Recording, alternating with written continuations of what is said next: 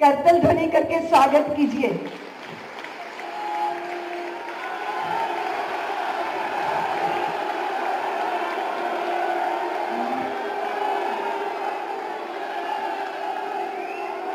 राधे राधे।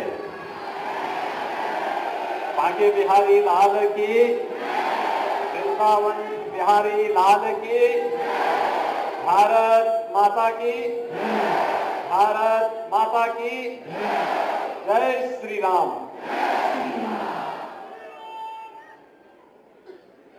पूज्य संत महामंडलेश्वर युग पुरुष स्वामी परमानंद गिरि जी महाराज,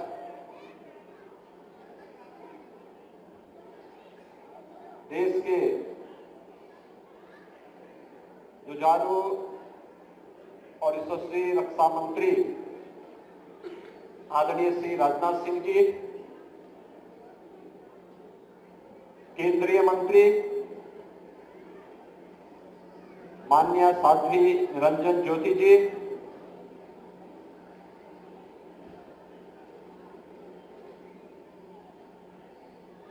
आज के समारोह में उपस्थित पूज्य संत विजय कौशल जी महाराज,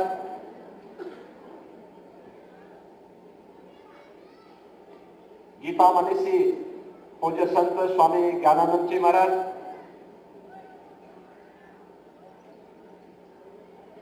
योग ऋषि पूज्य संत बाबा रामदेव जी, सम्मान्य आचार्य बालकृष्ण जी,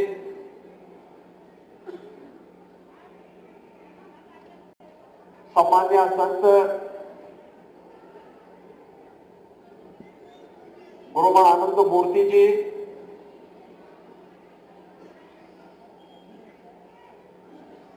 पूज्य संतजन,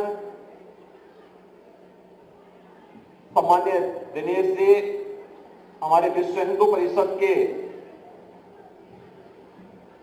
अध्यक्ष सम्मान्य श्री आलोक कुमार जी, और जिनके निमित्त इस समारोह में हम सबको भागीदार होने का सौभाग्य प्राप्त हुआ है, ऐसे दीदी मां परम सम्मान्य साध्वी रितंबरा जी, उपस्थित श्रद्धालुजन, बहनों और भाइयों, ईस्वी सन का प्रथम दिन है और वृंदावन बिहारी लाल के सानिध्य में इस वात्सल्य धाम में भारत के आधी आबादी के सशक्तिकरण के लिए क्या अभियान चलना चाहिए, उसका एक मूर्त रूप हम सबको देखने का सौभाग्य प्राप्त हो रहा है। मैं इसके लिए अपने जन्म के षष्ठी पूर्ति और इस वात्सल्य धाम की परिकल्पना को एक अभिनव प्रयोग के रूप में मूर्त रूप प्रदान करने के लिए प्रदेशवासियों की ओर से और प्रदेश शासन की ओर से आदरणीय रितंबरा जी का हृदय से अभिनंदन करता हूं, उनका स्वागत करता हूं।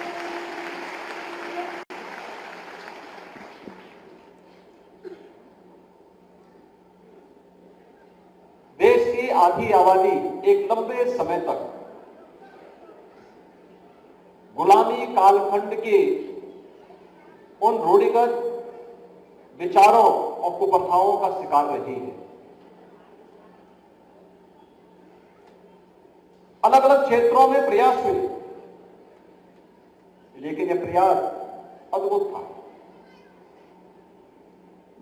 एक तरफ आदरणीय रितंबरा जी का षष्ठी पूर्ति का समारोह और दूसरी ओर वात्सल्य ग्राम की रजत जयंती का वर्ष अभी विगत वर्ष ही संपन्न हुआ है, स्थापना का। और आज एक नया कार्यक्रम का शुभारंभ भी यहां हो रहा है। वात्सल्य धाम में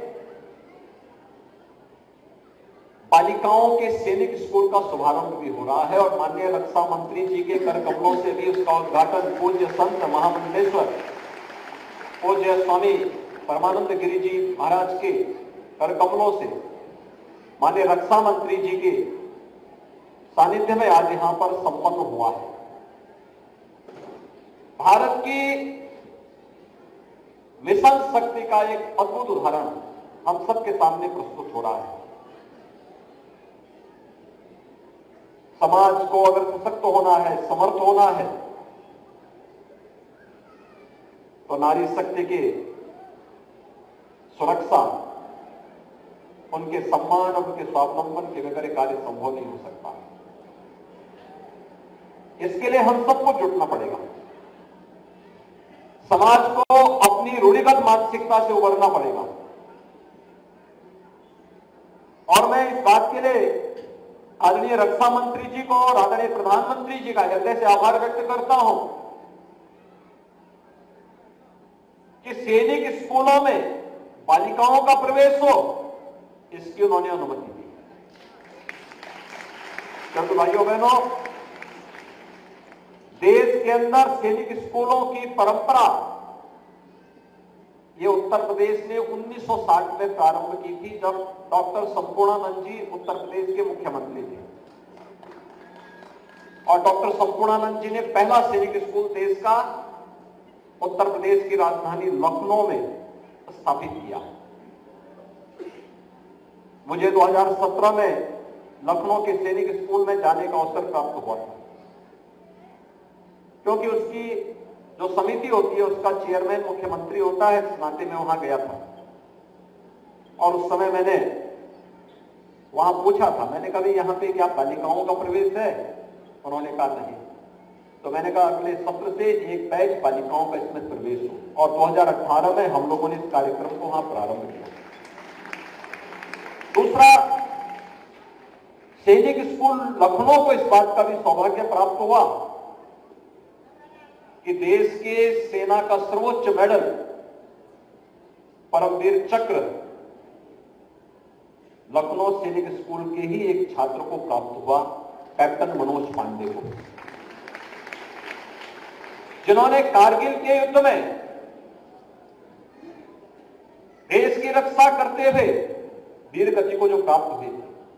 और इसलिए हम लोगों ने उस समय निर्णय लिया कि लखनऊ का हमारा सैनिक स्कूल कैप्टन मनोज पांडे सैनिक स्कूल के रूप में जाना जाएगा। और आज सैनिक स्कूलों को हमारे बालकों के मन में, बालिकाओं के मन में सैनिकों का अनुशासन आ सके। मेरा जो कुछ भी है वह मातृभूमि के लिए है। पहला देश, धर्म, फिर परिवार और फिर अंत में अपना व्यक्तिगत जो कुछ भी है वो मेरा अंत में आएगा। अगर ये भाव हम सब भारतवासियों के मन में आ गया तो भाइयों बहनों, कोई कारण नहीं कि प्रधानमंत्री जी ने जो लक्ष्य हम सबके सामने रखा है 2047 तक हम सबका एक ही संकल्प, विकसित भारत हर भारतवासी का संकल्प होना चाहिए। विकसित भारत के संकल्प को पूरा करने के लिए अगर हम सब एकजुट होकर के कार्य करना प्रारंभ कर लें, इसके लिए उन्होंने पंचप्रण दिए। ये पंचप्रण हर भारतवासी के लिए आत्मनिर्भरता के लक्ष्य को प्राप्त करना, वोकल फॉर लोकल, स्थानीय चीजों पर प्राथमिकता के साथ उसे आगे बढ़ाने का प्रयास, लेकिन गुलामी के अंशों को सर्वथा समाप्त करना, विरासत का सम्मान करना, तो समरसता और एकता और अखंडता के लिए कार्य करना, और अंत में नागरिक कर्तव्य। हम सबके नागरिक कर्तव्य क्या हैं? इन नागरिक कर्तव्यों के प्रति भी अगर हर व्यक्ति जागरूक होकर के कार्य करता है तो भाइयों बहनों, कोई कारण नहीं कि पंच प्राण 2047 आते आते भारत को दुनिया की एक बड़ी ताकत के रूप में स्थापित कर सके, कोई इसको रोक नहीं सकता है। हम लोग इस बात को हमेशा से जानते रहे हैं।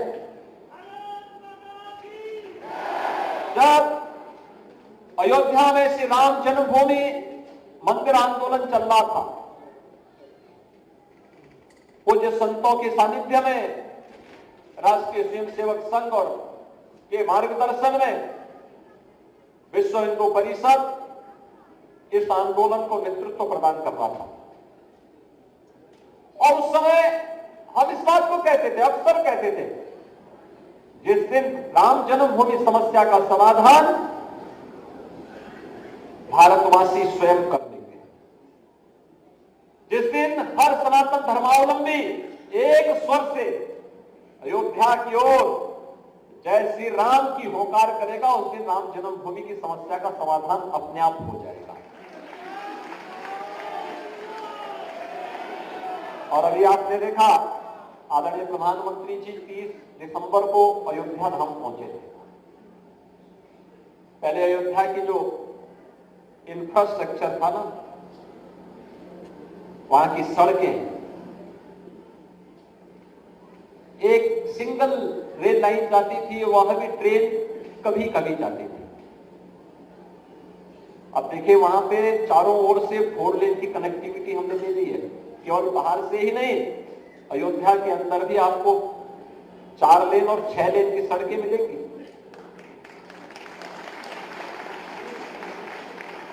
बाईस जनवरी के बाद जाकर के थोड़ा अयोध्या धाम को देखिए, आपको त्रेता युग याद आ जाएगा।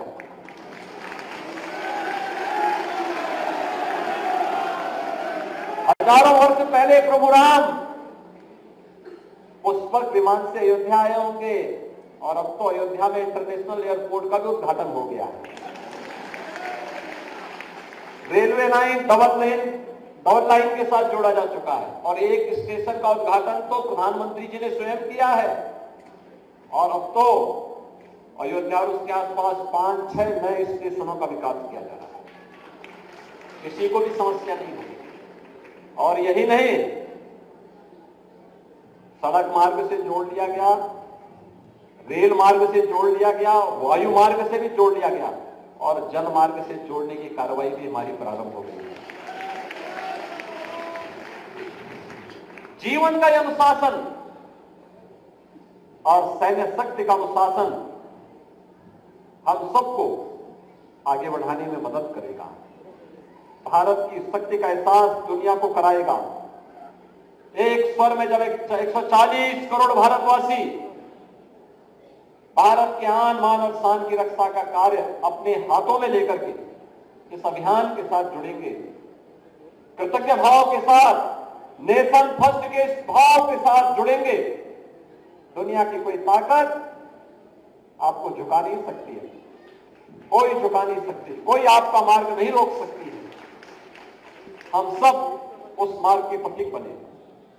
दायित्व हो सकता है, किसी को कोई दायित्व मिले, किसी को कोई और मिले, लेकिन जहां पर हैं, अगर हम सब मिलकर के कार्य करते हैं तो भाइयों बहनों, कोई कारण नहीं कि आज दुनिया के अंदर भारत का सम्मान बढ़ा है, एक नए भारत का दर्शन हो रहा है। आज देखिए, अयोध्या जाने में जो लोग संकोच करते थे, अयोध्या का नाम लेने में जिनको संकोच होता था, आज वे भी कहते हैं कि हमें भी निमंत्रण मिलेगा तो हम भी जाएंगे। ये परिवर्तन है, यही परिवर्तन है। आप अपनी ताकत का एहसास कराएंगे तो हर व्यक्ति आपके साथ जुड़ेगा, और उस परिवर्तन के साथ जुड़ने के लिए आज हम सब आपके पास यहां पर एकत्र होकर के आए हैं। आज के इस कार्यक्रम के अवसर पर मैं आदरणीय रितंबरा जी को उनकी षष्ठी पूर्ति और बालिकाओं के इस सैनिक स्कूल के शुभारंभ के लिए, इस वात्सल्य ग्राम में इस भव्य आयोजन के लिए हृदय से उनका अभिनंदन करता हूं, उनको बधाई देता हूं। उनके स्वस्थ और दीर्घ जीवन की कामना करता हूं, और राष्ट्र और समाज के लिए जो समर्पण का भाव उनके पूज्य गुरुदेव ने और उन्होंने पूज्य संतों के साथ मिलकर के आगे बढ़ाया है, वह पूरे संत समाज के लिए अनुकरणीय उदाहरण है। मैं उनका एक बार फिर से षष्ठी पूर्ति के इस अवसर पर हृदय से अभिनंदन करता हूं, स्वागत करता हूं। आप सबके प्रति भी अपनी शुभकामनाएं देता हूं और आप सबको इस बात के लिए आप सबसे भी प्रार्थना करता हूं। अयोध्या का उदाहरण हम सबके सामने है। अब संघर्ष से नहीं, अब संवाद से सारी समस्याओं का समाधान का रास्ता निकलने वाला है, निकलेगा। हम देश के प्रति अपना समर्पण भाव व्यक्त करते रहे और बिना डिगे, बिना हटे, बिना झुके लगातार आगे बढ़ने के लिए हम तत्पर रहें। इस विश्वास के साथ इस वृंदावन की भूमि पर, यहां पे तो पहले से ही कार्य प्रारंभ हो चुके हैं। ब्रज क्षेत्र तो हमारे लिए बहुत पवित्र भूमि है। यहां पे हम लोगों ने पहले से ही नगर निगम को मथुरा वृंदावन के नाम पे पहले से नगर निगम भी बन गया है। तीर्थ विकास परिषद का कार्य तेजी के साथ आगे बढ़ रहा है और तीर्थ के रूप में इसके विकास की एक नए कार्यक्रम को आगे बढ़ाया जा रहा है। सारे कार्यक्रम एक साथ आगे बढ़ेंगे। आप सब अपने इस बृहद मिशन के साथ निरंतर जुड़ करके कार्य करते रहें। आप सबके प्रति मेरी मंगल में शुभकामनाएं। ओम शांति शांति शांति। बहुत बहुत अभिनंदन हमारे श्रद्धेय योगी जी का। एक बार